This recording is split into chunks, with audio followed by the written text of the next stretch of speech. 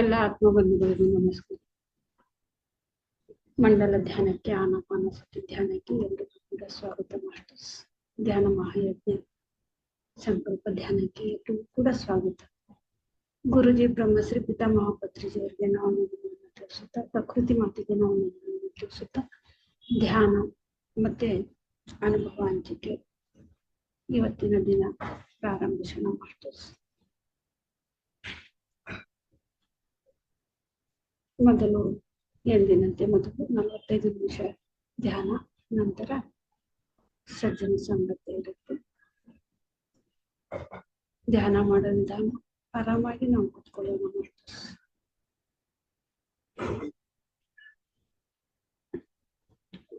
ಸುಖಾಸನದಲ್ಲಿ ಕೂತ್ಕೊಳ್ಳೋಣ. 2 ಕಾಲುಗಳನ್ನ ಕತ್ರಿ ಕಾಲು cross ಮಾಡೋಣ. 2 ಕೈ ಬೆರಳುಗಳನ್ನ ಹೀಗೆ ಒಂದ್ರ ಒಳಗಡೆ ಒಂದು ಜೋಡಿಸೋಣ. ಕೈ ಬೆರಳುಗಳು ಒಂದ್ರ ಒಳಗಡೆ ಒಂದು ಹೀಗೆ ಸೇರಿಸಿರ್ಬೇಕು. ಆರಾಮಾಗಿ ತೊಡೆ ಮೇಲೆ ಇಟ್ಕೊಳ್ಳಿ ಮಾಸ್ಟರ್ಸ್. ಹಗುರವಾಗಿ ಕಣ್ಮುಚ್ಚಿ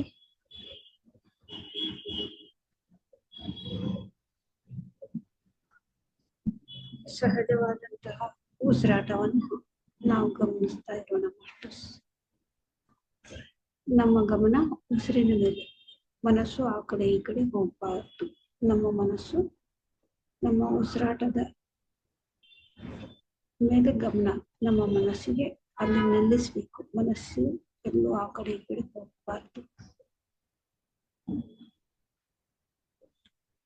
ನಮ್ಮ ಶರೀರ ಎಲ್ಲೈತು ನಮ್ಮ ಮನಸ್ಸು ಕೂಡ ಅಲ್ಲೇ ಇರ್ಬೇಕು ಮಾಸ್ಟರ್ಸ್. ಶರೀರ ಧ್ಯಾನಕ್ಕೆ ಕೂತ್ಕೊಂಡು ಮನಸ್ಸು ಎಲ್ಲೋ ಹೋಗಬಾರ್ದು. ಇದನ್ನೇ ನಾವು ಅಭ್ಯಾಸ ಮಾಡೋದು. ಪ್ರತಿದಿನ ಇದನ್ನೇ ಅಭ್ಯಾಸ ಮಾಡೋದು. ಮನಸ್ಸು ಎಲ್ಲೋ ಹೋಗ್ತಾ ಇರೋ ಮನಸ್ಸನ್ನ ಉಸಿರಾಟದ ಜೊತೆಗೆ ನಿಲ್ಲಿಸೋದು, ಅಲ್ಲಿ ಕುಂದಿರ್ಸೋದು. ಉಸಿರು ಮತ್ತೆ ಮನಸ್ಸು ಒಂದು ಮಾಡಬೇಕು. ಅದಕ್ಕೆ ಯೋಗ ಅಂತ ಹೇಳ್ತಾರೆ. ಯೋಗಾಭ್ಯಾಸ, ಧ್ಯಾನಾಭ್ಯಾಸ.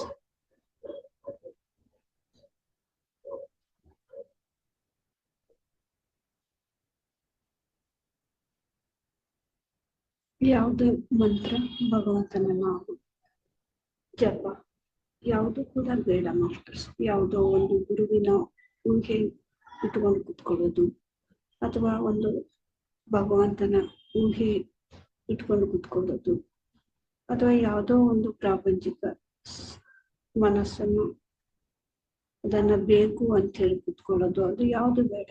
ನಮ್ಗೆ ಪ್ರಾಪಂಚಿಕವಾಗಿರೋದು ಅದು ನಮ್ಗೆ ನಾವು ಕೇಳ್ದೇನೆ ನಮಗೆ ಸಿಗತ್ತೆ.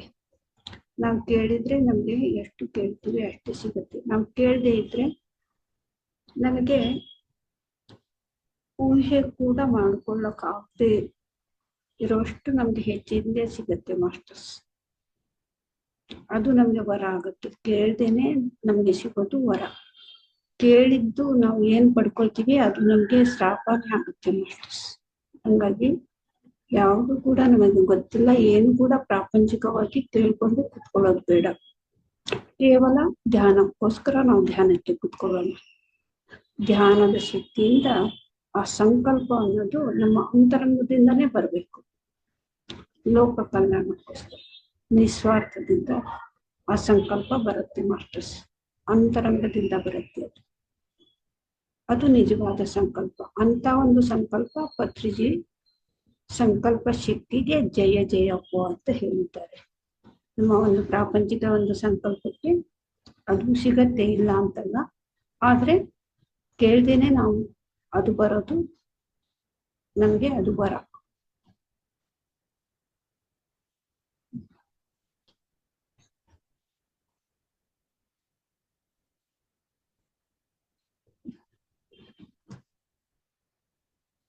ಮಧ್ಯದಲ್ಲಿ ಯಾರು ಕೂಡ ಕಣ್ಬಿಡ್ಬೇಡಿ ಮಾಸ್ಟರ್ಸ್.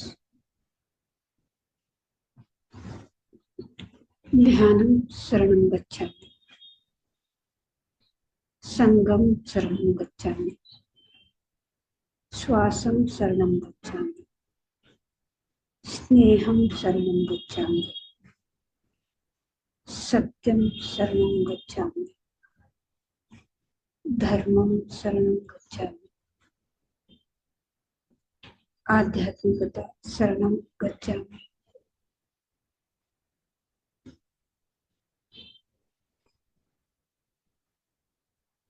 ಇದು ಈ ಒಂದು ಪದಾನ ಮಾಸ್ಟರ್ಸ್ ನಾವು ಮಂತ್ರ ಹೇಳೋದಕ್ಕಿಂತ 1000 ಪಟ್ಟು 1,00,000 ಪಟ್ಟು ಇದು ಕೆಲಸ ಮಾಡುತ್ತೆ ಮಾಸ್ಟರ್ಸ್. ಇದನ್ನ ನಾವು ಹೇಳ್ಕೋಬೇಕು ಪ್ರತಿದಿನ. ಯಾಕೆಂದ್ರೆ ಇದು ಯಾಕೆ ನಿಮ್ಗೆ ಹೇಳ್ತಾ ಇದ್ದೀನಿ ಅಂದ್ರೆ, ಇದು ನನಗೆ ಡೈರೆಕ್ಟ್ ಆಗಿ ಒಂದು ಪ್ರಕೃತಿಯಿಂದ ಮತ್ತೆ ಆಸ್ಟ್ರಲ್ ಮಾಸ್ಟರ್ಸ್ ಗಳಿಂದ ಇದನ್ನ ನನಗೆ ಮೊಟ್ಟು ಧ್ಯಾನಕ್ಕೆ ಬಂದಾಗ ಇವು ಎಲ್ಲವನ್ನು ಕೂಡ ಮೆಸೇಜ್ ಬಂದಿರುತ್ತೆ. ಈ ರೀತಿ ನಾವು ಪದೇ ಪದೇ ಏನ ಹೇಳ್ತಾ ಇರ್ತೀವಿ ಅದಕ್ಕೆ ಒಂದು ಶಕ್ತಿ ತುಂಬಿಕೊಳ್ಳುತ್ತೆ ಅಂತ ಹೇಳಿ. ಸುಮಾರು 16 ವರ್ಷದಿಂದ ಇದು ಸಹಜವಾಗಿ ಪ್ರಕೃತಿಯಿಂದ ಬಂದಂತಹ ಈ ಮೆಸೇಜ್ ಎಲ್ಲ ನನಗೆ ಮತ್ತೆ ಗುರುಜಿ ಬ್ರಹ್ಮಶ್ರೀ ಪಿತಾಮಹ ಪತ್ರಿಜಿ ಅವರಿಂದ ಡೈರೆಕ್ಟ್ ನನಗೆ ಧ್ಯಾನದಲ್ಲಿ ಬಂದಂತಹ ಒಂದು ಮೆಸೇಜ್ ಇವು. ಅವಾಗೆಲ್ಲ ನಾವ್ ಇದನ್ನ ಪದೇ ಪದೇ ಹೇಳ್ಕೊಳ್ತಾ ಇರ್ಬೇಕು. ಕೆಟ್ಟ ಯೋಚನೆ ಬರತ್ತೆ ಅಂತ ಹೇಳ್ತೀವಲ್ವಾ, ಆ ಯೋಚನೆ ಬಂದಾಗ ನಾನು ಶ್ವಾಸಕ್ಕೆ ಸರೆಂಡರ್ ಆಗಿದ್ದೀನಿ, ಧರ್ಮಕ್ಕೆ ನಾನು ಸರೆಂಡರ್ ಆಗಿದ್ದೀನಿ, ಸತ್ಯಕ್ಕೆ ನಾನು ಸರೆಂಡರ್ ಆಗಿದ್ದೀನಿ, ಅಹಿಂಸಕ್ಕೆ ನಾನು ಸರೆಂಡರ್ ಆಗಿದ್ದೀನಿ. ಆ ಯೋಚನೆಗಳನ್ನ, ಇಂತಹ ಯೋಚನೆಗಳಿಂದ ಆ ಕೆಟ್ಟ ಯೋಚನೆಗಳನ್ನ ಸಾಯಿಸಬಹುದು ಅಂತ ಹೇಳಿ ನನಗೆ ಮೆಸೇಜ್ ಬಂದಿತ್ತು. ಆಗ್ಲಿಂದ್ರೂ ನಾನು ಅಭ್ಯಾಸ ಮಾಡಿ ಮಾಡಿ ಮಾಡಿ ಅಂತ ಯೋಚನೆಗಳು ಇವಾಗ ಬಾ ಅಂದ್ರೂ ಕೂಡ ಬರೋದಿಲ್ಲ.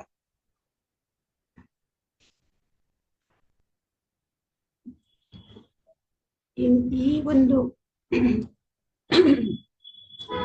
ಒಂದು ಪದಕ್ಕೆ ಅಷ್ಟೊಂದು ಶಕ್ತಿ ಇದೆ ಮಾಸ್ಟರ್ಸ್. ನೋಡಿ, ನಾವು ಧರ್ಮಕ್ಕೆ ಸರೆಂಡರ್ ಆಗ್ಬೇಕು ಅಂದ್ರೆ ಅದನ್ನ ನಾವು ಕೋರ್ಬೇಕು. ದಿನಾಲು ನಾವು ಪಠನೆ ಮಾಡ್ಬೇಕು, ನಾವು ಧರ್ಮಕ್ಕೆ ಸರೆಂಡರ್ ಆಗಿದ್ದೀವಿ. ಅದು ಹೇಳಿ ಹೇಳಿ ಹೇಳಿ ಹೇಳಿ ಹೇಳಿ ಅದೇ ನಾವು ಆಗ್ಬಿಡ್ತೀವಿ. ನಾವು ಸತ್ಯಕ್ಕೆ ನಾವು ಸರೆಂಡರ್ ಆಗಿದ್ದೀವಿ, ಅದನ್ನ ಹೇಳಿ ಹೇಳಿ ಹೇಳಿ ಹೇಳಿ ಆ ಸತ್ಯನೇ ನಾವು ಆಗ್ಬಿಡ್ತೀವಿ. ಅದನ್ನ ನಾವೇ ಆಗ್ಬಿಡ್ತೀವಿ. ಅದು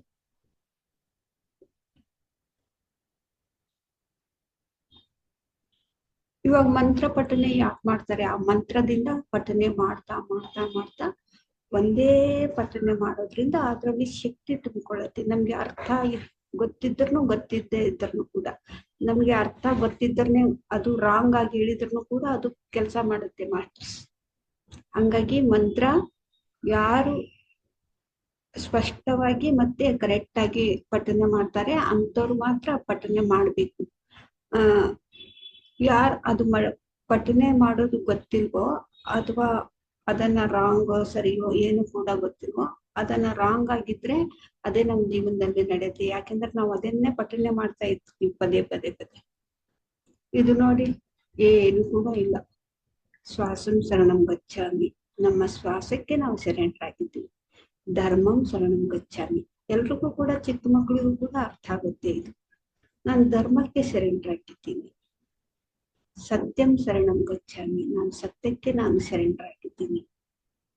ಅಹಿಂಸಾ ಶರಣಂ ಗಚ್ಚಾಮಿ, ಅಹಿಂಸಾ ಅಂದ್ರೆ ನಾನು ಯಾರಿಗೂ ಕೂಡ ಹಿಂಸೆ ಕೊಡೋದಿಲ್ಲ, ಅಹಿಂಸಕ್ಕೆ ನಾನು ಸರೆಂಡರ್ ಆಗಿಬಿಟ್ಟಿದ್ದು.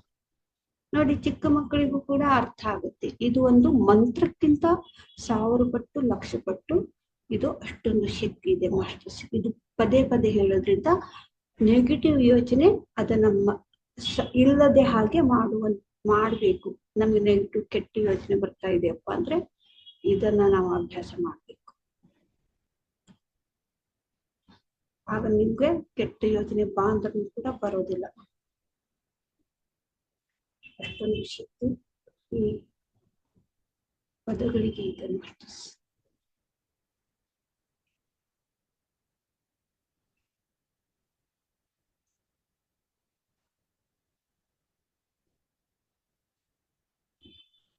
ಮಧ್ಯದಲ್ಲಿ ಯಾರು ಕೂಡ ಕಣ್ಣಿಡ್ಬೇಡಿ ಮಾಸ್ಟರ್ಸ್.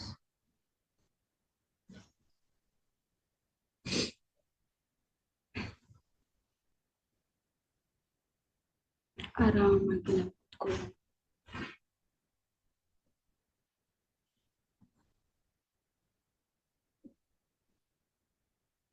ಉಸಿರಾಟವನ್ನೇ ನೋಡ್ತಾ ನಾವು ಕೂತ್ಕೊಳ್ಳೋಣ.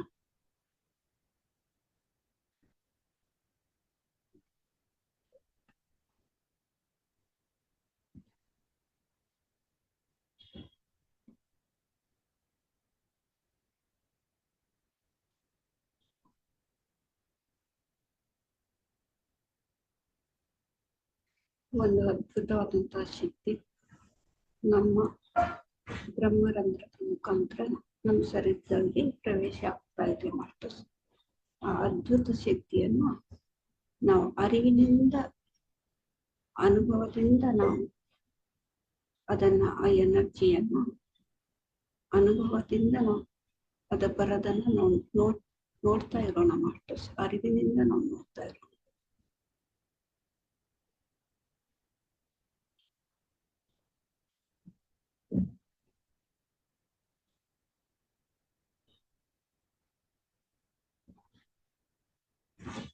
ಅದು ನಮ್ಗೆ ಸೂಕ್ಷ್ಮವಾಗಿ ನಮ್ಗೆಲ್ರಿಗೂ ಕೂಡ ಗೊತ್ತಾಗುತ್ತೆ ಮಾಸ್ಟರ್ಸ್. ಅದು ಎಲ್ಲ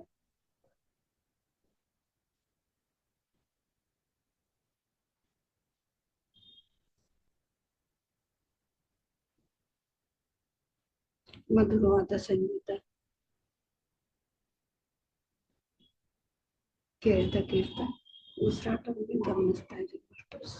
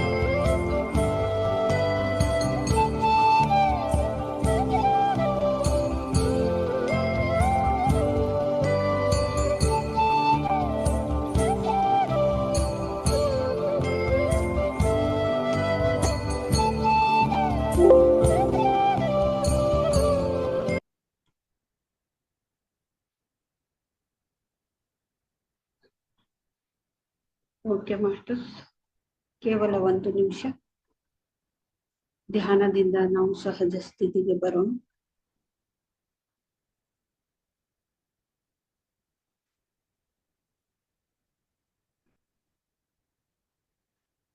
Thirty seconds.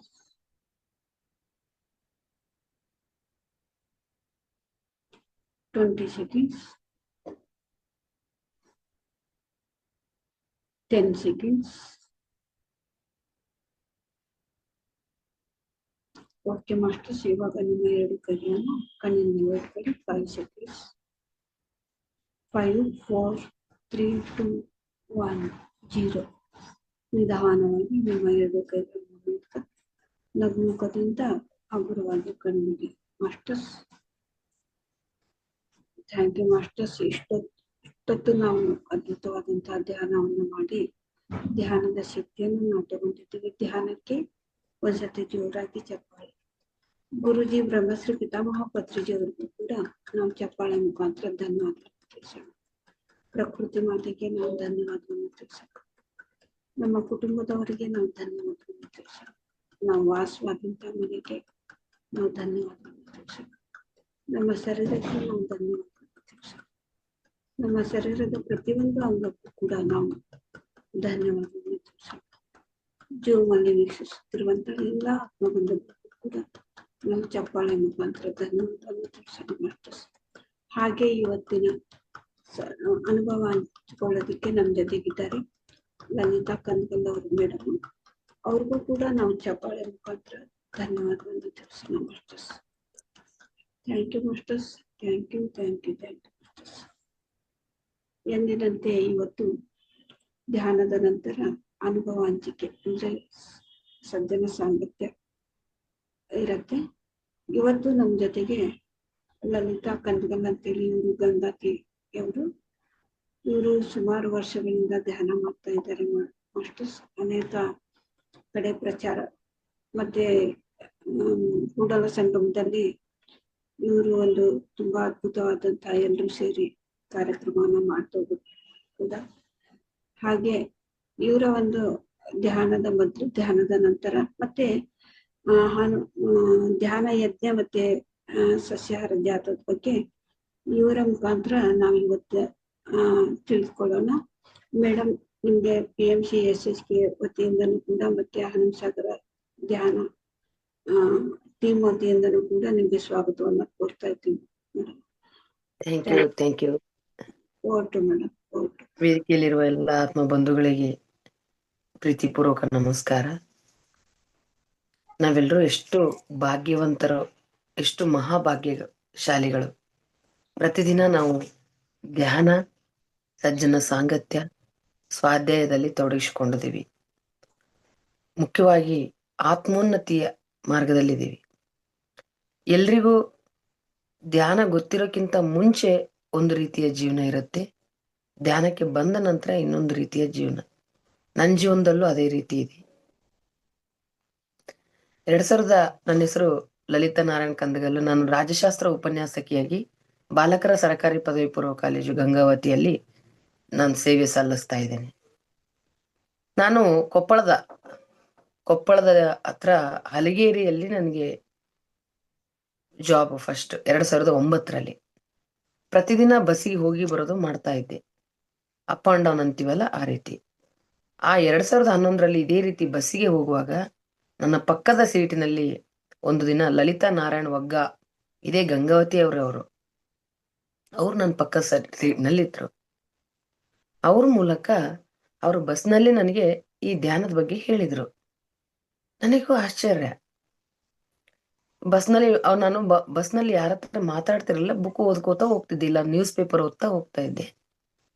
ಅವರು, ಮೇಡಮ್ ನೀವು ಬಸ್ನಲ್ಲಿ ಧ್ಯಾನ ಮಾಡ್ಕೊತ ಹೋಗ್ಬೋದಲ್ಲ ಅಂದ್ರು. ನನಗೆ ಆಶ್ಚರ್ಯ ಆಯ್ತು. ಬಸ್ನಲ್ಲಿ ಧ್ಯಾನ ಮಾಡೋದ, ಅದೇ ಎಂಥದ್ದು ಅಂತೇಳಿ. ಸೋ ಸಿಂಪಲ್ ಮೇಡಮ್, 2 ಕೈ ಜೋಡಿಸ್ಬೇಕು, ಕಣ್ಣು ಮುಚ್ಚಬೇಕು, ಉಸಿರಾಟ ಗಮನಿಸ್ಬೇಕು. ಹಂಗ್ ಮಾಡಿದ್ರೆ ಏನು ಉಪಯೋಗ ಅಂತ ಕೇಳಿದೆ.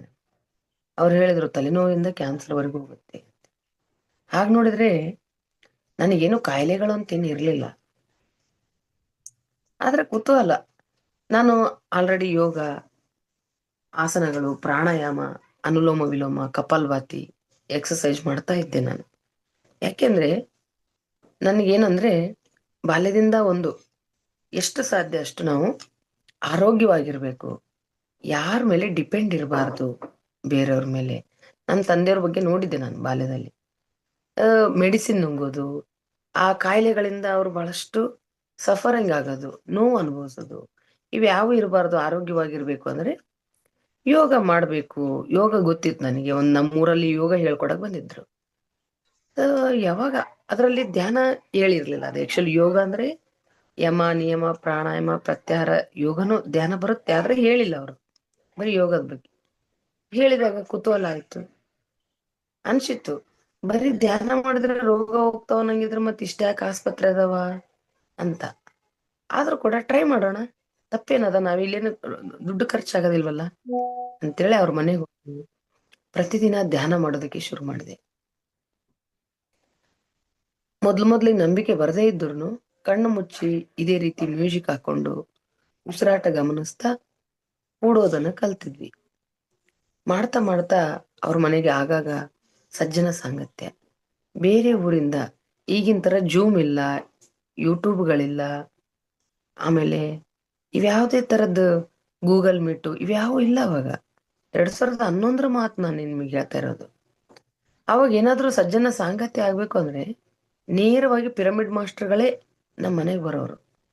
ಮೇಡಮ್ ಅವ್ರ ಮನೆಗೆ ಬಂದು ಅವ್ರು ಧ್ಯಾನಕ್ಕೆ ಹೇಗೆ ಬಂದ್ರು, ಧ್ಯಾನದಿಂದ ಏನ್ ಲಾಭ ಆಯ್ತು ಅಂತ ಹೇಳ್ತಾ ಇದ್ರು. ನಾನು ಅವ್ರು ಕರೆದಾಗೆಲ್ಲ ಹೋಗಿ ಅಲ್ಲಿ ಕೂತ್ಕೊಂಡು, ನನಗೆ ಆ ಪ್ರಾಬ್ಲಮ್ ಇತ್ತು, ಕಿಡ್ನಿ ಸ್ಟೋನ್ ಇತ್ತು, ತಲೆನೋವಿತ್ತು, ಅದೋಯ್ತು ಇದೋಯ್ತು ಈ ತರ ಹೇಳ್ತಾ ಇದ್ರು. ನನಗೊಂಥರ ಅನುಮಾನನೇ, ಇದು ಹೆಂಗಪ್ಪ ಕಣ್ಣು ಮುಚ್ಕೊಂಡು ಕುಂತ್ರೆ ಹೆಂಗ್ ಕಾಯಿಲೆ ಹೋಗ್ತವೆ ಅಂತೇಳಿ. ಆದ್ರೂ ಕುತೂಹಲಕ್ಕೆ ಹಾಗೆ ಕೊಡ್ತಾ ಇದ್ದೆ. ಒಂದ್ಸಲ ಪಿರಮಿಡ್ ತಂದ್ರು, ಈ ಪಿರಮಿಡ್ ಹಾಕೊಂಡ್ರೆ ಇನ್ನೂ ಚೆನ್ನಾಗಿ, ಹಾಕೊಂಡು ಧ್ಯಾನ ಮಾಡಿದ್ರೆ ಇನ್ನು 3 ಪಟ್ಟು ಶಕ್ತಿ ಅಂತ. ನನಗೊಂದು ಅನುಮಾನ ಬಂತು, ಇವರಿಗೆ ಮಾಡೋದಕ್ಕೆ ಉದ್ಯೋಗ ಇಲ್ಲ, ಸೊ ಅದಕ್ಕಾಗಿ ಇದನ್ನೆಲ್ಲ ಮಾಡ್ತಾ ಇದ್ದಾರೆ. ಇದೆಲ್ಲ ಸುಮ್ನೆ ಪಿರಮಿಡ್ ತಗೊಳ್ರಿ ಅಂದ್ರೆ ಯಾರು ತಗೊಳಲ್ಲ, ಕೋಟಿ ಕೂಗಿಸ್ಕೊಂಡು ಕೋಟಿ ವಿದ್ಯೆ ಅಲ್ಲ ಅಂತೆ, ಪಿರಮಿಡ್ ಮಾರೋದು ಇವ್ರ ಕೆಲ್ಸ. ಮೋಸ್ಟ್ಲಿ ಈ ಇದೇನೋ ಒಂದು ಅಂತ ಹಿಂಗೆಲ್ಲ ಅನಿಸಿತ್ತು. ಆದ್ರೆ ಇವ್ರು ಎದಕ್ಕೂ ದುಡ್ಡು ತಗೊಳಲ್ಲ, ಆದ್ರೆ ಪಿರಮಿಡ್ ಶಕ್ತಿ ಅಂದ್ರಲ್ಲ, ಈ ತರ ಅನುಮಾನ ಪಟ್ಟೆ. ಆದ್ರೆ ಮುಂದಿನ ದಿನಗಳಲ್ಲಿ ಆ ಪಿರಮಿಡ್ ಶಕ್ತಿ ಅನ್ನೋ ಒಂದು ಪುಸ್ತಕವನ್ನು ಓದಿ ನಮ್ಮ ಮನೆ ಮೇಲೆ ಒಂದು ಪಿರಮಿಡ್ ಕಟ್ಸಿದ್ವಿ. ಅವಾಗಷ್ಟೇ ಮನೆ ಕಟ್ಟಿಸ್ತಾ ಇದ್ವಿ. ಆ ಬುಕ್ ಓದಿದ ತಕ್ಷಣ ನನ್ಗೆ ಅನ್ಸಿತ್ತು, ನಾವ್ಯಾಕೆ ನಮ್ಮ ಮನೆ ಮೇಲೆ ಇಂಥದೊಂದು ಪಿರಮಿಡ್ ಕಟ್ಟಬಾರ್ದು, ನಾವು ಭೂಮಿಗೆ ಕೊಡುವ ದೊಡ್ಡ ಕೊಡುಗೆ, ಹಂಗೆಲ್ಲ ಇತ್ತು. ಅವತ್ತೇ ನಾನು ನಿರ್ಧಾರ ಮಾಡಿದೆ, ನಮ್ಮ ಮನೇಲಿ ಇಂಥದ್ದು ಪಿರಮಿಡ್ ಬರಬೇಕು ಅಂತ. ನಮ್ಮ ಮನೆಯಲ್ಲಿ ಈಗ ಮನ್ವಂತರ ಪಿರಮಿಡ್ ಧ್ಯಾನ ಕೇಂದ್ರ. ರಂಜಾನ್ ತಿಂಗಳ ಒಂದು ಪವಿತ್ರ ಹಬ್ಬದಂದು, ಅದು ಅವತ್ತೇ ರಂಜಾನ್ ಹಬ್ಬ ಇತ್ತು, ಅವಾಗ ಆಗಸ್ಟಾಗ ಬಂದಿತ್ತು ಅದು ಹಬ್ಬ. ಅವತ್ತಿನ ದಿನನೇ ಉದ್ಘಾಟನೆ ಆಯ್ತು 2012ರಲ್ಲಿ.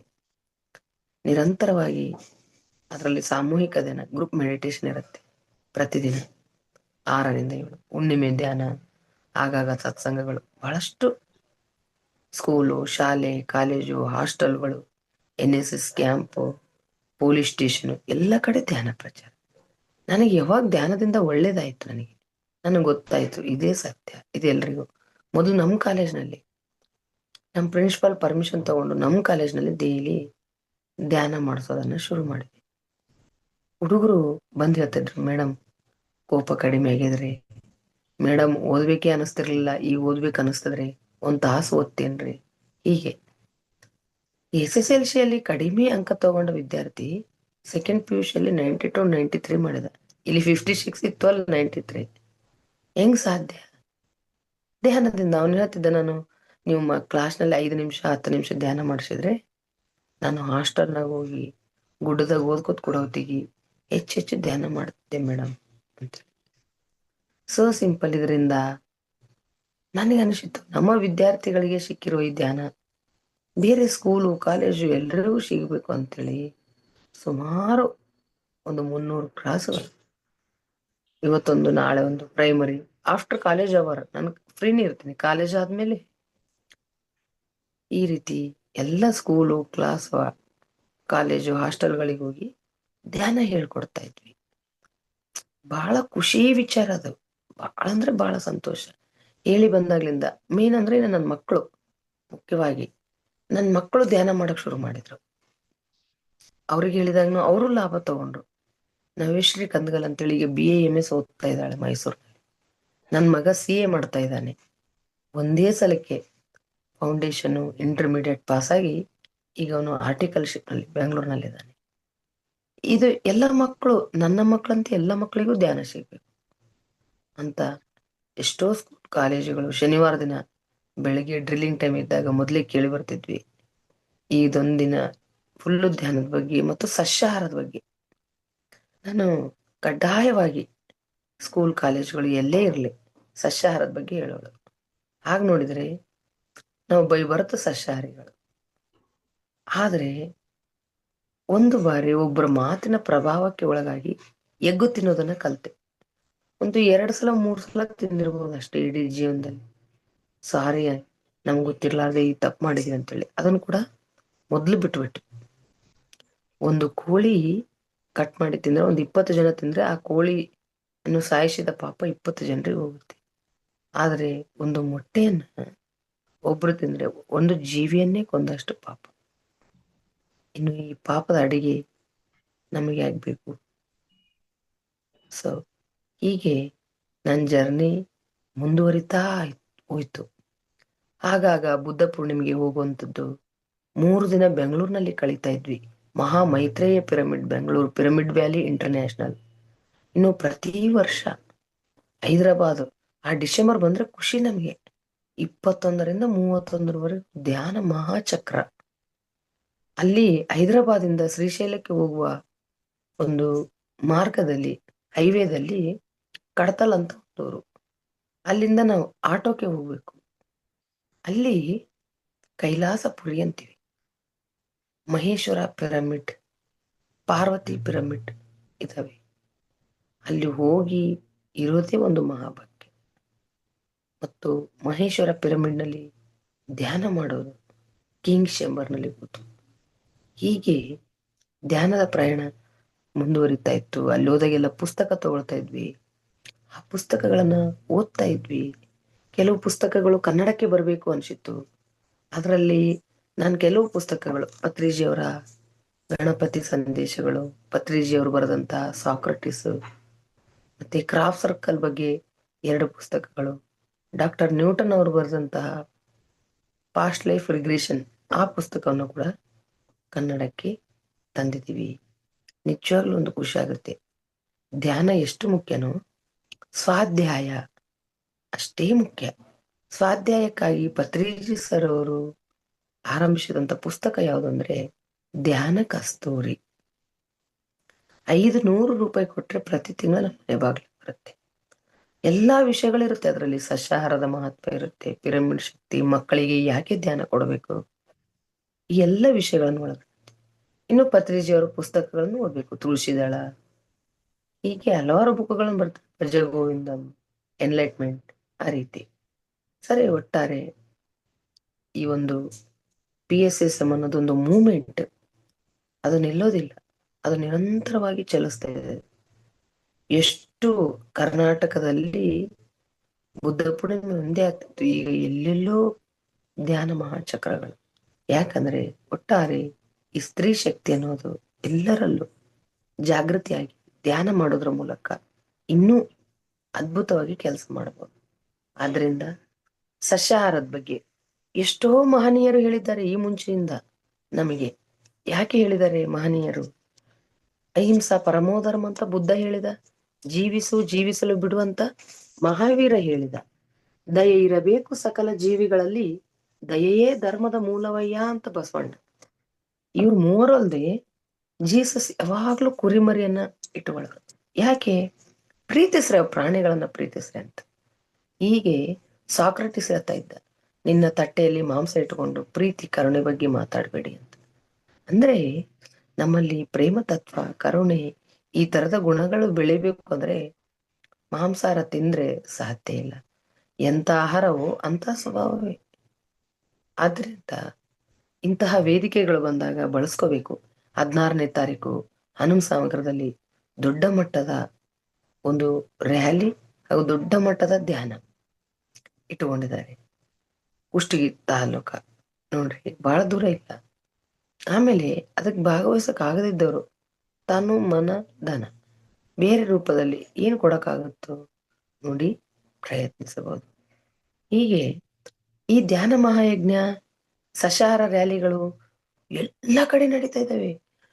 ಕೆಲವ್ರು ಅನ್ಕೊಂಡ್ರು ಆಯ್ತು ಪತ್ರಿಜಿ ಸರ್ ಅವ್ರ ದೇಹ ಬಿಟ್ಮೇಲೆ PSSM ಇನ್ನೇನ್ ನಡೀತದೆ ಅಂತ. ಈಗ ಒಬ್ಬೊಬ್ಬ ಪಿರಮಿಡ್ ಮಾಸ್ಟ್ರು ಒಬ್ಬೊಬ್ಬ ಪತ್ರಿಜಿ ಆಗಿದ್ದಾರೆ. ಏನು ಹಳ್ಳಿಗಳಲ್ಲಿ ಊರುಗಳಲ್ಲಿ ಸಸ್ಯಾಹಾರ ರ್ಯಾಲಿಗಳು, ಊರೂರು ಒಂದೊಂದು ತಾಲೂಕಕ್ಕೆ ಒಂದು PMC.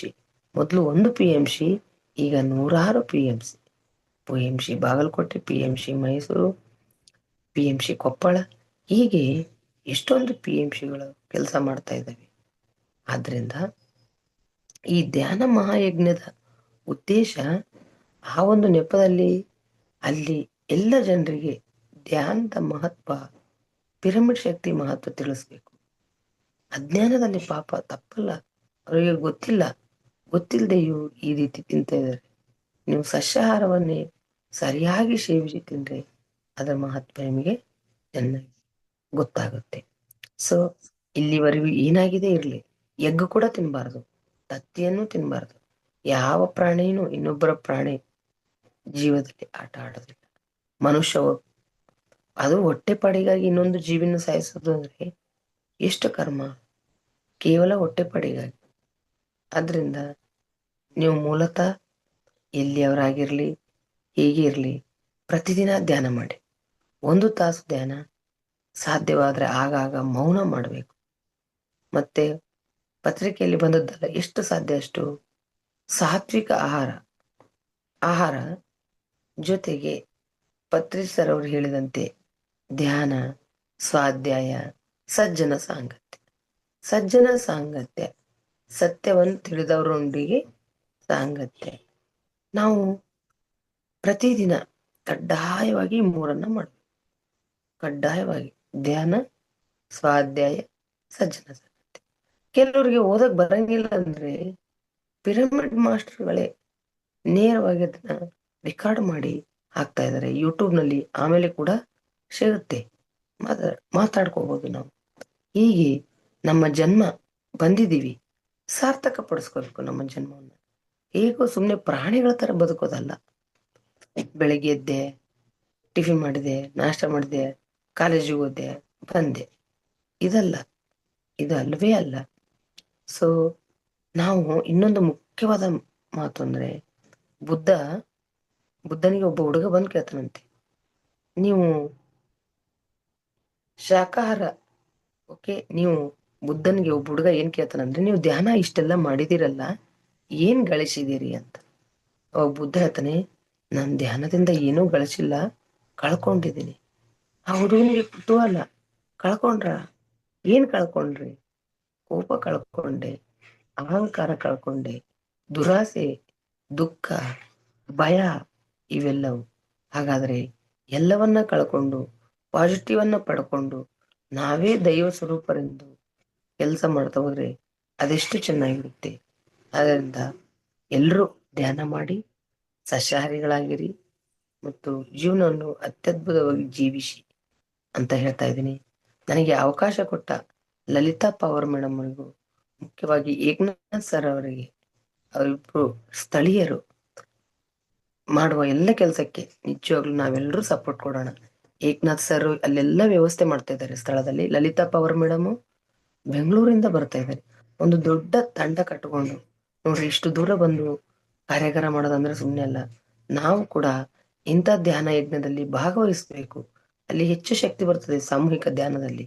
ಮತ್ತು ನಾವು ಮುಂದೆ ನಿರ್ಧಾರ ತಗೋಬೇಕು, ಹೇಗೆ ಜೀವಿಸ್ಬೇಕು, ಹೇಗೆ ಬದುಕಬೇಕು ಅನ್ನೋದು ಕೂಡ ಸ್ಪಷ್ಟವಾಗಿ ನಮಗೆ ತಿಳಿಯುತ್ತದೆ.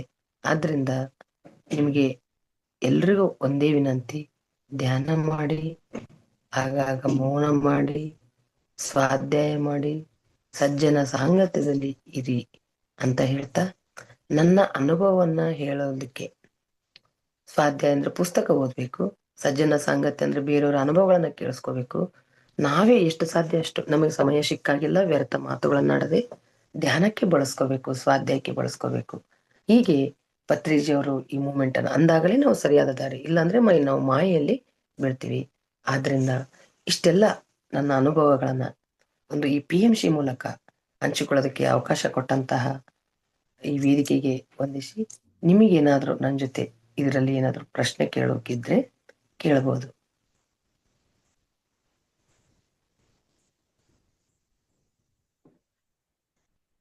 ಮಾತಾಡಿ ಸರ್. ಹೇಳಿ. ಇಂಥ ಧ್ಯಾನ ಯಜ್ಞ ಮೊನ್ನೆಷ್ಟೇ ಬಳ್ಳಾರಿಯಲ್ಲಿ ಅಯ್ಯಪ್ಪ ಪಿಂಡಿಯವರ ನೇತೃತ್ವದಲ್ಲಿ ಆಯ್ತು. ಒಂದಲ್ಲ, ಆಂಧ್ರದಲ್ಲಿ 3 ದಿನ 4 ದಿನ, ಮೊನ್ನೆ ಕೂಡಲ ಸಂಗಮದಲ್ಲಿ ಮಹಿಳಾ ಧ್ಯಾನ ಮಹಾಯಜ್ಞ ಅಂತ ಆಯ್ತು. ಯಾಕೆ ಮಾಡ್ತಾರೆ 3 ದಿನ ಆದರೂ ಈ ರೀತಿ? ಅಲ್ಲಿ ಎಲ್ಲ ಆ ಒಂದು ಧ್ಯಾನದ ಮತ್ತು ಸಸ್ಯಾಹಾರದ ಮಹತ್ವವನ್ನ ತಿಳಿಸ್ಬೇಕು. ಅದರ ಒಂದು ಶಕ್ತಿ ಅಲ್ಲೆಲ್ಲ ನಮಗೆ ಕಣ್ಣಿಗೆ ಕಾಣದೇ ಇದ್ರು ಕೂಡ ಇಂಥ ಧ್ಯಾನ ಯಜ್ಞ ಮಾಡೋದ್ರಿಂದ ಧ್ಯಾನವನ್ನ ಎಲ್ರಿಗೂ ಪರಿಚಯಿಸಿದಂಗಾಗುತ್ತೆ. ಧ್ಯಾನದ ಶಕ್ತಿಯನ್ನು, ಧ್ಯಾನದ ಲಾಭಗಳನ್ನು, ಧ್ಯಾನ ಅಂದ್ರೆ ಏನು ಅವ್ರಿಗೆಲ್ರಿಗೂ ತಿಳಿಬೇಕು. ಅಂದ್ರೆ ಸುಮ್ನೆ ಒಂದು ಪಾಂಪ್ಲೆಂಟ್ ಕೊಟ್ಟಲ್ಲ, ಅಲ್ಲೇ ಧ್ಯಾನ ಯಜ್ಞ ಮಾಡಿಸಿ ಅವ್ರನ್ನೆಲ್ಲ ಯಜ್ಞ ಕರ್ಕೊಂಡು ಬಂದು ಅಲ್ಲಿ ಕೂಡ್ಸಿ. ಹಿಂದೆ ಯಜ್ಞಗಳು, ಹೋಮಗಳು ಋಷಿಮುನಿಗಳು ಮಾಡ್ತಾ ಇದ್ರು, ರಾಜರು ಮಾಡ್ತಾ ಇದ್ರು. ಯಾಕಂದ್ರೆ ಲೋಕ ಕಲ್ಯಾಣಕ್ಕಾಗಿ. ಈಗ ಧ್ಯಾನ ಯಜ್ಞ ಮಾಡ್ತಾ ಇರೋದು ಕೂಡ ಲೋಕ ಕಲ್ಯಾಣಕ್ಕಾಗಿ. 1 ದಿನದ ಧ್ಯಾನ ಯಜ್ಞ, 3 ದಿನ, 1 ವಾರ, 4 ದಿನ, ಅದು ಎಷ್ಟಾದ್ರೂ ಆಗ್ಬೋದು. ಒಟ್ಟಾರೆ ಸಾಮೂಹಿಕ ಧ್ಯಾನ ಮಾಡೋದ್ರಿಂದ ಅಲ್ಲಿ ಇರೋರಿಗೂ ಉಪಯೋಗ ಮತ್ತು ಇಡೀ ಜಗತ್ತಿಗೆ ಉಪಯೋಗ. ನೋಡ್ತಾ ಇದೀವಿ, ಕಲಿಯುಗ ಆಗಿ ಎಲ್ಲರೂ ಅನಾರೋಗ್ಯ, ಸಾಕಷ್ಟು ಸಮಸ್ಯೆಗಳಿಂದ ಬಳಲ್ತಾ ಇದ್ದಾರೆ. ಆರ್ಥಿಕ ಸಂಬಂಧ, ಬೇರೆ ಬೇರೆ ರೀತಿ. ಹಾಗಾದ್ರೆ ಆ ಎಲ್ಲದಕ್ಕೂ ಪರಿಹಾರ ಧ್ಯಾನ. ಆದ್ರೆ ನೇರವಾಗಿ ಗ್ರೂಪ್ ಮೆಡಿಟೇಷನ್ ಮಾಡಬಹುದು. ಇಷ್ಟು ಜನರನ್ನ ಪಿರಮಿಡ್ ನಲ್ಲಿ ಇವರು ವಿಶೇಷ ಅತಿಥಿಗಳು, ಇವ್ರಿಗೆಲ್ರಿಗೂ ಧ್ಯಾನ ಮಾಡಿಸ್ಬೇಕು ಅನ್ನೋದು. ಆದ್ರಿಂದ ನೀವು ಕೂಡ ಸಾಧ್ಯವಾದ್ರೆ ಪಿರಮಿಡ್ಗಳನ್ನ ಕಟ್ರಿ. ಮನೆ ಕಟ್ಟುವಾಗ ಮನುಷ್ಯನಾಗ ಒಂದು ಸಂಕಲ್ಪ ಮಾಡ್ಕೊಳ್ರಿ, ಆ ಪಿರಮಿಡ್ ತಾನಾಗೆ ಬರ್ತದೆ. ಅಂದ್ರೆ ಈ ಜಗತ್ತಿಗೆ ಕೊಡುವ ದೊಡ್ಡ ಕೊಡುಗೆ ನಾವು. ಸಸ್ಯಾಹಾರಿಗಳಾಗಿರಿ, ಆದಷ್ಟು ಮೌನದಲ್ಲಿ ಸಮಯ ಕಳೀರಿ, ಪುಸ್ತಕ ಓದ್ರಿ, ಧ್ಯಾನ ಮಾಡಿ. ಧ್ಯಾನ ಅನಂತ ಆನಂದಕ್ಕೆ ಆನಂದವಾಗಿ ಜೀವಿಸಿ, ಆರೋಗ್ಯವಾಗಿ ಜೀವಿಸಿ. Thank you, thank you, thank you. Thank you madam. ತುಂಬಾ ಒಂದು ಅದ್ಭುತವಾದಂತಹ ಒಂದು ವಿಷಯವನ್ನ ತಿಳಿಸಿದ್ರಿ. ಸ್ವಾಧ್ಯಾಯ, ಸಜ್ಜನ ಸಾಂಗತ್ಯ ಮತ್ತೆ ಮೌನದ ಬಗ್ಗೆನೂ ಕೂಡ ನೀವು ಹೇಳಿದ್ರಿ, ಹೆಚ್ಚು ಹೆಚ್ಚು ಮೌನವಾಗಿರ್ಬೇಕು ಅಂತ ಹೇಳಿ. ಮತ್ತೆ ಒಂದು ಯಜ್ಞ ಮಾಡೋದ್ರಿಂದ ಎಲ್ರು ಕೂಡ ಅದರಲ್ಲಿ ಭಾಗವಹಿಸ್ಬೇಕು ಅಂತ ಹೇಳಿ ತುಂಬಾ ಒಂದು ಅದ್ಭುತವಾದಂತ.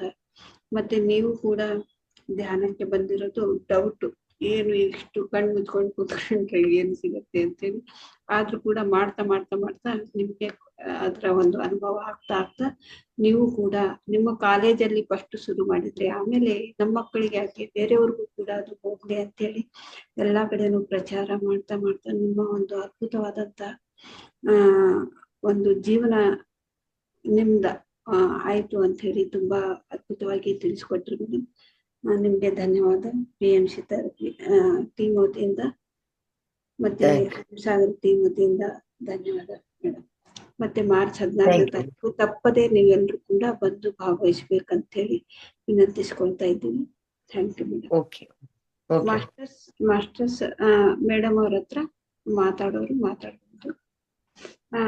ರೆಡ್ಮಿ ಅಂತ ಹೇಳಿ ಹೆಸರು ಹಾಕಿಲ್ಲ, ಅಡ್ರೆಸ್ ಮಾಡಿದ್ದಾರೆ, ಮಾತಾಡಿದ್ರು. ಲಿಂಕ್ ಇರ್ಲಿಲ್ಲ, ಝೂಮ್ ಇಂದ ನೇರವಾಗಿನೇ ಅಡ್ಮಿನ್ ಆಗಿದ್ದೀನಿ ಮೇಡಮ್. ಮೇಡಮ್ ನಂದು 2 ಕ್ವಶನ್ ಇದೆ, ಡೌಟ್. ತುಂಬಾ ದಿನದಿಂದ ಡೌಟ್ ಇದೆ ನಮ್ಗೆ. ನಾನು 4 ತಿಂಗಳಿಂದ ಮಾಡ್ತಾ ಇದ್ದೀನಿ ಧ್ಯಾನನ. ನಮ್ಗೆಲ್ಲ ಧ್ಯಾನ ಪರಿಚಯ ಮಾಡ್ಕೊಟ್ಟ ಪತ್ರಿಜಿ ಗುರುಗಳು ಇಷ್ಟು ಬೇಗ ಏನಕ್ಕೆ ದೇಹ ತ್ಯಾಗ ಮಾಡಿದ್ರು ಅಂತ ಒಂದ್ ಅನುಮಾನ ಇದೆ. ಇನ್ನೊಂದು, ಮತ್ತೆ ಪ್ರಾಣಿಗಳೆಲ್ಲ ಕೊಂದು ನಾವು ತಿನ್ನೋದ್ರಿಂದ ನಮಗೆ ಕರ್ಮ ಸುತ್ಕೊಳ್ಳುತ್ತೆ ಅಂದ್ರೆ, ಈ ಸಸ್ಯಗಳಲ್ಲಿ ನಾವು ತರಕಾರಿ ಎಲ್ಲ ಕಿತ್ತು ಸಸ್ಯ ಸಾಂಬಾರ್ ಸೊಪ್ಪಿರ್ಬೋದು, ಮೆಂತ್ಯ, ಈ ತರ ಸೊಪ್ಪುಗಳೆಲ್ಲ ಕೇಳೋದ್ರಿಂದ ನಮ್ಗೆ ಅದರಿಂದನೂ ಕರ್ಮ ಸುತ್ಕೊಳ್ಳುತ್ತಾ ಏನು, ಅದೊಂದು ಡೌಟ್ ನನ್ನ ಮನಸ್ಸಲ್ಲಿ ಯಾವಾಗ್ಲೂ ಇರುತ್ತೆ ಮೇಡಮ್. Very good. ಮೊದಲನೇದ್ದು, ಈ ಶರೀರ, ಈ ಭೂಮಿ ಮೇಲೆ ಪತ್ರಿಜಿ ಅವರು ಯಾಕೆ ಹೋದ್ರು ಅಂದ್ರೆ ಅವ್ರ ಕೆಲಸ ಮುಗೀತು. ಲಕ್ಷಾಂತರ ಪತ್ರಿಜಿಗಳನ್ನ ಸೃಷ್ಟಿ ಮಾಡಿದ್ರು. ಅವರು ಸಶರೀರವಾಗಿ ಮಾತ್ರ ಇಲ್ಲ, ಅವರು ಚೈತನ್ಯ ರೂಪದಲ್ಲಿ ಭೂಮಿ ಮೇಲೆನೆ ಇದ್ದಾರೆ ಈಗ ಸದ್ಯ. ಎಲ್ಲರ ಮೂಲಕ ಅದು ಎಷ್ಟು ಕೆಲಸವನ್ನು ಮಾಡಿಸ್ತಾ ಇದ್ದಾರೆ ಅಂದ್ರೆ, ಶರೀರಕ್ಕೆ ಕೆಲವು ಲಿಮಿಟೇಷನ್ಸ್ ಅದಾವೆ. ಶರೀರಕ್ಕೆ ಶರೀರ ಇದ್ದಾಗ ಇಷ್ಟೇ ಲಿಮಿಟ್ ಆಗಿ ಕೆಲಸ ಮಾಡ್ಬೋದು. ಈಗ ಹೇಗೆ ನೋಡ್ರಿ, ಈ 2 ಕಣ್ಣುಗಳಿಗೆ ಲಿಮಿಟೇಷನ್. ನಾವು ಎಷ್ಟು ದೂರದವರೆಗೆ ನೋಡ್ಬೋದು, ಒಂದು ಅಂತರದವರೆಗೆ ಮಾತ್ರ ನೋಡ್ಬೋದು. ಅದೇ ಥರ್ಡ್ ಐಲಿಂದ ಇಡೀ ಬ್ರಹ್ಮಾಂಡವನ್ನೇ ನೋಡ್ಬೋದು. ಹಾಗೆ ಆ ಶರೀರದಲ್ಲಿ ಇರೋದಕ್ಕಿಂತ ಶರೀರದಲ್ಲಿ ಬಿಟ್ಟ ಮೇಲೂ ಅದ್ಭುತವಾಗಿ ಕೆಲಸ ಮಾಡಬಹುದು ಅನ್ಸಿತ್ತು. ಅದರ ಅವಶ್ಯಕತೆ ಇಲ್ಲ ಅನ್ಸಿತ್ತು. ಅದಕ್ಕೆ ಅವರು ತ್ಯಜಿಸಿದ್ದಾರೆ. ಅದ್ರ ಬಗ್ಗೆ ನಾವು ಒಂದು ದೊಡ್ಡ ನಿರ್ಧಾರ, ಒಬ್ಬ ಮಹಾನ್ ಚೇತನದ ನಿರ್ಣಯವನ್ನ ಅವ್ರು ತಾವೇ ಸ್ವಂತ ನಿರ್ಣಯ ತಗೊಂಡಾಗ ಅದನ್ನ ಪ್ರಶ್ನಿಸುವ, ಅದನ್ನ ವಿಮರ್ಶಿಸುವ ಅಥವಾ ವಿಶ್ಲೇಷಣೆ ಮಾಡುವ ಅಗತ್ಯ ಇಲ್ಲ. ಆದ್ರೆ ಆ ಮೂಮೆಂಟ್ ಹೇಗೆ ನಡೆದಿದೆ ಅನ್ನೋದು, ಅವ್ರು ಇದ್ದಾಗ ಏನ್ ಮಾಡಿದ್ರು, ಎಷ್ಟು ಮಾಡಿದ್ರು, ಹೇಗೆ ಕೆಲಸ ಮಾಡಿದ್ರು ಅನ್ನೋದು ಮುಖ್ಯ. ಒಂದು PSSM ಅನ್ನೋ ಒಂದು ದೊಡ್ಡ ಆಧ್ಯಾತ್ಮಿಕ ಸಂಸ್ಥೆಯನ್ನು ಕಟ್ಟಿ ಇಂಥ ಲಕ್ಷಾಂತರ ಜನರನ್ನ, ಸ್ನೇಹಿತರು ಅಂತಾರೆ ಅವರು, ಶಿಷ್ಯರಲ್ಲ, ಸ್ನೇಹಿತರನ್ನ ಸೃಷ್ಟಿ ಮಾಡಿ ನಿರಂತರ ಹೆಂಗೆ ಕೆಲಸಗಳು ನಡೆದಿದೆ. ಎಷ್ಟು ರ್ಯಾಲಿಗಳು, ಎಷ್ಟು ಪಿರಮಿಡ್ ಉದ್ಘಾಟನೆಗಳು. ಒಂದ್ ಕಡೆ ಅಮೆರಿಕದಲ್ಲಿ PMC ಅಮೆರಿಕ USA, ಇನ್ನೊಂದ್ ಕಡೆ ಇಂಗ್ಲೆಂಡ್ PFC UK. ಒಂದೊಂದು ದೇಶದಲ್ಲೂ ಒಂದೊಂದು ರಾಜ್ಯದಲ್ಲೂ PMCಗಳು ಇಟ್ಕೊಂಡು ಇಷ್ಟು ಕೆಲಸ ಮಾಡುವಾಗ ಪತ್ರಿಜಿಯವರೇ ಇರ್ಬೇಕಂತ ಏನಿದೆ? ಯಾಕಿರ್ಬೇಕು? ಪರ್ಪಸ್ ಆಫ್ ಲೈಫ್ ಏನ್ ಮಾಡ್ಬೇಕು ಅದನ್ನ ಮಾಡಿದರೆ ಭೂಮಿ ಮೇಲೆ ಬಂದು.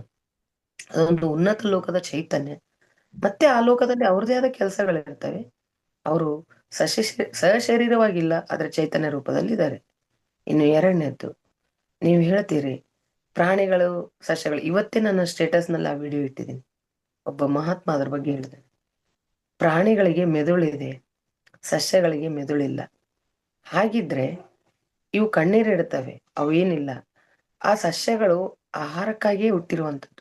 ಹಾಗಾದ್ರೆ ಗಿಡಗಳ ಹಣ್ಣು ಆಗ್ತವೆ, ಗಿಡಗಳಲ್ಲಿ ಹಣ್ಣು ಬಿಡ್ತವೆ. ಇನ್ನು ಹಣ್ಣು ತಾನೇ ತಿಂತದ? ಅದು ಯಾಕೆ ನೆಲದ ಮೇಲೆ ಬಿಸಾಕ್ತಿತ್ತದು? ಈ ಮೆಂತೆ ಪಲ್ಯ ಇರ್ಲಿ, ಸೊಪ್ಪಿರ್ಲಿ, ಅದು ಒಂದು ಅವಧಿವರೆಗೂ. ಈಗ ಭತ್ತ ನೀನ್ ಕಟ್ ಮಾಡದೇ ಇದ್ರೆ ಅದು ತಾನಾಗಿ ನೆಲಕ್ಕೆ ಬೀಳುತ್ತೆ. ಜೋಳ ಅವೆಲ್ಲ ತಾನಾಗಿ ಅದರದ್ದು ಹಂತ ಆದ್ಮೇಲೆ ಮುಗಿತು, ಅದನ್ನ ನಾವು ಫಲವನ್ನ ತಗೊಳ್ತೀವಿ. ಆದ್ರಿಂದ ಸಸ್ಯ ಒಂದು ಆತ್ಮವೇ, ಸಾಮೂಹಿಕ ಆತ್ಮ. ಆದರೆ ಅಲ್ಲಿ ಕರ್ಮಫಲ ಅಂಟಿಕೊಳ್ಳುವುದಿಲ್ಲ. ಅವುಗಳಿಗೆ ಜೀವ ಇದೆ ಅಂದ್ರೂ ಭಾವ ಇಲ್ಲ, ಭಾವನೆ ಇಲ್ಲ, ಚಲಿಸುವುದಿಲ್ಲ. ಆದ್ರೆ ಪ್ರಾಣಿಗಳಿಗೂ ಜೀವ, ಭಾವ, ಪ್ರೀತಿ ಎಲ್ಲವೂ ಇರೋದ್ರಿಂದ ಇಲ್ಲಿ ಕರ್ಮ ಅಂಟಿಕೊಳ್ಳುತ್ತದೆ. ಇಷ್ಟು ನನಗೆ ತಿಳಿದ ವಿಚಾರ. Thank you madam. ಮೇಡಮ್, ಅದು ಅವಾಗ್ಲೇ ಸ್ಟಾರ್ಟಿಂಗ್ ಅಲ್ಲೇ ನಿದ್ರೆಗೆ ಒಂದ್ ಮಂತ್ರ ಹೇಳ್ತೀನಿ ಅಂತ ಹೇಳಿದ್ರು ಮೇಡಮ್. ಸರಿಯಾಗಿ ಕೇಳಿಸ್ಕೊಳ್ಳಿಲ್ಲ ನಾನು. ಹೇಳಿ ಮೇಡಮ್. ಯಾ ಮೇಡಮ್, ಅವರಿಗೆ ಕೇಳ್ಬೇಕಾದ್ರೆ. ನಿದ್ರೆಗೆ ಅಂತ ಏನಿಲ್ಲ, ಧ್ಯಾನ ಮಾಡಿದ್ರೆ ನಿದ್ರೆ ತಾನಾಗಿ ಆರಾಮಾಗಿ ಬರುತ್ತೆ. ಕಣ್ಣು ಆದ್ರೆ ಸ್ವಲ್ಪ ಮುಚ್ಚಿದ್ರೆ ಹೊತ್ತು ಬರುತ್ತೆ ಮೇಡಮ್. 2 hours ಆದ ತಕ್ಷಣ ಏನೋ ಮತ್ತೆ ಮನ್ಸಲ್ಲಿ ಏನೋ ಕಳವಳ, ಮತ್ತೆ ಎಚ್ಚರ ಆಗುತ್ತೆ. ಅದಕ್ಕೆ ಮತ್ತೆ ಮೇಡಮ್ ಧ್ಯಾನ ಹೇಳ್ದಂಗೆ. ಕೂತ್ಕೊಂಡ್ಬಿಡ್ಬೇಕು, ಆ ಮತ್ತೆ ಧ್ಯಾನ ಕೂತ್ಕೊಂಡ್ಬಿಡ್ಬೇಕಷ್ಟೇ. ಹ್ಮ್ ಸರಿ, ಅಂದ್ರೆ ಅವ್ರ ಮಂತ್ರ ಹೇಳ್ದಂಗ ಅನಿಸ್ತು ನನಗೆ, ಅದಕ್ಕೆ ಕೇಳೋಣ. ಆಯ್ತು, ಹೇಳಿದ್ರೆ ಅವ್ರಿಗೆ ಕೇಳ್ರಿ. ನೆಕ್ಸ್ಟ್ ಮೇಡಮ್ ಬರ್ತಾರೆ. ಹಲೋ ಸರಿ ಮೇಡಮ್. ನಿದ್ದೆಗೇನೋ ಧ್ಯಾನ ಮಾಡ್ತೀವಿ ಅಂದ್ರಲ್ಲ? ನಿದ್ದೆಗೆ ಮಂತ್ರ ಅಲ್ಲ ಮೇಡಮ್, ಅದು ಧ್ಯಾನಂ ಶರಣಂ ಗಚ್ಚಾಮಿ ಅಂತೇಳಿ ಇವಾಗ ನಾವ್ ಮಂತ್ರ ಯಾವ ರೀತಿ ಹೇಳ್ತೀವಿ, ಅದಕ್ಕಿಂತ ಹೆಚ್ಚಿನ, ಅದು ಗೊತ್ತಿಲ್ದೇನೆ ನಾವ್ ಮಂತ್ರ ಹೇಳ್ತಾ ಇರ್ತೀವಿ, ಅದಕ್ಕೆ ಅರ್ಥನೇ ಗೊತ್ತಿಲ್ಲ. ಇದು ಶ್ವಾಸಂ ಶರಣಂ ಗಚ್ಚಾಮಿ, ಧರ್ಮಂ ಶರಣಂ ಗಚ್ಚಾಮಿ, ಸ್ನೇಹಂ ಶರಣಂ ಗಚ್ಚಾಮಿ. ಇದು ನಮ್ಗೆ ಕೆಟ್ಟ ಯೋಚನೆಗಳು ಬರ್ತಾ ಇರತ್ತಲ್ವಾ, ಆವಾಗ ಈ ರೀತಿ ಪಠನೆ ಮಾಡೋದ್ರಿಂದ ಅದನ್ನ ನಿಂತು ಹೋಗುತ್ತೆ. ಅಂದ್ರೆ ಅಂತ ಯೋಚನೆ, ಇಂಥ ಯೋಚನೆಗಳನ್ನ ಅದನ್ನ ನಿಲ್ಲಿಸಬಹುದು ಅಂತ ಹೇಳಿ ಅದು ಹೇಳಿದ್ದು. ಮಂತ್ರ ತರ ಈ ತರ ಪಠನೆ ಮಾಡೋದ್ರಿಂದ ನಾನು ನನ್ನ ಶ್ವಾಸಕ್ಕೆ ನಾನು ಸರೆಂಡರ್ ಆಗಿದ್ದೀನಿ, ಒಂದು ಆಧ್ಯಾತ್ಮಿಕಕ್ಕೆ ನಾನು ಸರೆಂಡರ್ ಆಗಿದ್ದೀನಿ, ಧರ್ಮಕ್ಕೆ ನಾನು ಸರೆಂಡರ್ ಆಗಿದ್ದೀನಿ, ಸತ್ಯಕ್ಕೆ ನಾನು ಸರೆಂಡರ್ ಆಗಿದ್ದೀನಿ. ಈ ರೀತಿ ಹೇಳೋದ್ರಿಂದ ಏನಾಗತ್ತೆ, ಅವಾಗ ಅದು ನೆಗೆಟಿವ್ ಯೋಚನೆ ಅದು ಆದಷ್ಟಕ್ಕದೆ ನಿಂತು ಹೋಗುತ್ತೆ. ಅದು ಅಭ್ಯಾಸ ಮಾಡ್ತಾ ಮಾಡ್ತಾ ಮಾಡ್ತಾ ಅದು ನೆಗೆಟಿವ್ ಯೋಚನೆ ಅದು ಹೋಗ್ಬಿಡತ್ತೆ, ನಿಂತು ಹೋಗ್ಬಿಡತ್ತೆ. ಇದನ್ನೇ ಅಭ್ಯಾಸ, ನಾವ್ ಏನ್ ಅನ್ಕೊಳ್ತೀವಿ ಅದೇ ನಮ್ ಜೀವನದಲ್ಲಿ ಆಗತ್ತೆ ಅಂತ ಹೇಳಿ, ನಾವ್ ಪದೇ ಪದೇ ಯಾವುದನ್ನ ಅನ್ಕೊಳ್ತೀವಿ ಅದು ನಮ್ ಜೀವನದಲ್ಲಿ ಆಗತ್ತೆ ಅಂತ ಹೇಳಿದ್ದು. ಅದು ನೀವು ಸರಿಯಾಗಿ ಮಧ್ಯದಲ್ಲಿ ಅಟೆಂಡ್ ಆಗಿದ್ರೆ ಅಂತ ಕಾಣಿಸುತ್ತೆ. ಓಕೆ ಮೇಡಮ್, ಅರ್ಥ ಆಯ್ತಾ? ಓಕೆ, ಸರಿ ಮೇಡಮ್, ಥ್ಯಾಂಕ್ ಯು. ಈ ರೀತಿ ಹೇಳ್ತಾ ಧ್ಯಾನ ಮಾಡ್ತಾ ಮಾಡ್ತಾ ನಿಮ್ಗೆ ಅದು ಒಳಗ್ಲಿಂದಾನೇ ಬರುತ್ತೆ. ಅಂದ್ರೆ ಇದು ನೇಚರ್ ಇಂದ ನನಗೆ ಮೊದ್ಲು 2009 ನನಗೆ ಇದು ಬಂದಿರೋದು. ಈ ರೀತಿ ಆ ಯೋಚನೆಗಳನ್ನ ಅದನ್ನ ನಿಂತು ಹೋಗ್ಬೇಕಂದ್ರೆ ಈ ತರ ಪಠನೆ ಮಾಡು, ಮಂತ್ರ ತರ ಇದನ್ನ ಜಪಿಸ್ಬೇಕು, ನಾನು ಸೆರೆಂಡರ್ ಆಗಿದ್ದೀನಿ ಅಂತೇಳಿ ಅವಾಗ ಆ ಯೋಚನೆಗಳು ನಿಂತು ಹೋಗುತ್ತೆ ಅಂತೇಳಿ ನನಗೆ ಪ್ರಕೃತಿಯಿಂದ ಮತ್ತೆ ಪತ್ರಿಜಿಯವರ ಒಂದು ಮೆಸೇಜ್ ಇಂದ ಡೈರೆಕ್ಟ್ ಆಗಿ ಬಂದಿದ್ದು ಅಂತ ಹೇಳಿದ್ದೆ. ಅದು ನೀವು ಮಧ್ಯದಲ್ಲಿ ಅಟೆಂಡ್ ಆಗಿದ್ದಕ್ಕೆ ನಿಮ್ಗೆ ಹೌದು ಗೊತ್ತಾಗ ಮೇಡಮ್, ಮಧ್ಯದಲ್ಲಿ ಅಟೆಂಡ್ ಅದು ಸ್ವಲ್ಪ ಲೇಟ್ ಆಯ್ತು, 10 ನಿಮಿಷ. ಹೌದು ಹೌದು madam. Thank you madam, thank you so Thank much. you. Okay, ಮತ್ತೆ ಯಾರಾದ್ರೂ ಪ್ರಶ್ನೆ ಕೇಳೋರಿದ್ರೆ, ಇಲ್ಲಾಂದ್ರೆ ನಾವು ಸೆಷನ್ ನ ಕ್ಲೋಸ್ ಮಾಡ್ಬೋದು. ಮಾಸ್ಟರ್ಸ್ ಮತ್ತೆ ಯಾರಾದ್ರೂ ಮೇಡಮ್ ಜೊತೆಗೆ ಮಾತಾಡೋರಿದ್ರೆ ಮಾತಾಡಿ. ಏಕನಾಥ್ ಸರ್ ಮಾತಾಡ್ಬೋದು. ಲಕ್ಷ್ಮಿ ಮೇಡಮ್,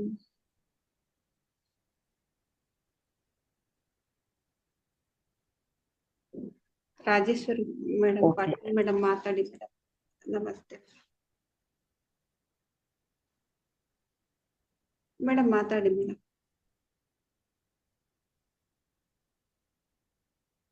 ಮೇಡಮ್ ನಮಸ್ತೆ, ಮಾತಾಡಿ.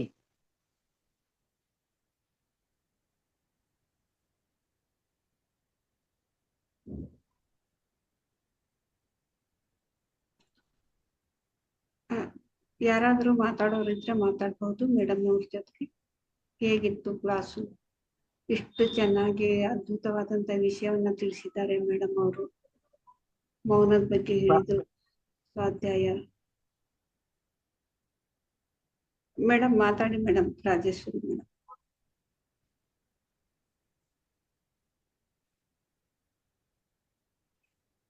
ಏನೋ ಪ್ರಾಬ್ಲಮ್ ಆಗ್ತಾ ಇದೆಯೋ ಏನೋ ಗೊತ್ತಿಲ್ಲ.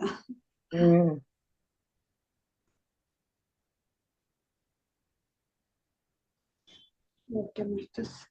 ಓಕೆ, ಯಾರಿಗೂ ಯಾವುದೇ ಡೌಟ್ ಇಲ್ಲ ಅಂದ್ರೆ ಆರಾಮವಾಗಿ ಧ್ಯಾನ ಮಾಡಿ. ಪ್ರತಿದಿನ ವಿಶೇಷವಾಗಿ ಮಲಗುವಾಗ ಧ್ಯಾನ ಮಾಡಿ ಮಲಗಿದ್ರೆ ಅದು ಯೋಗ ನಿದ್ರೆ.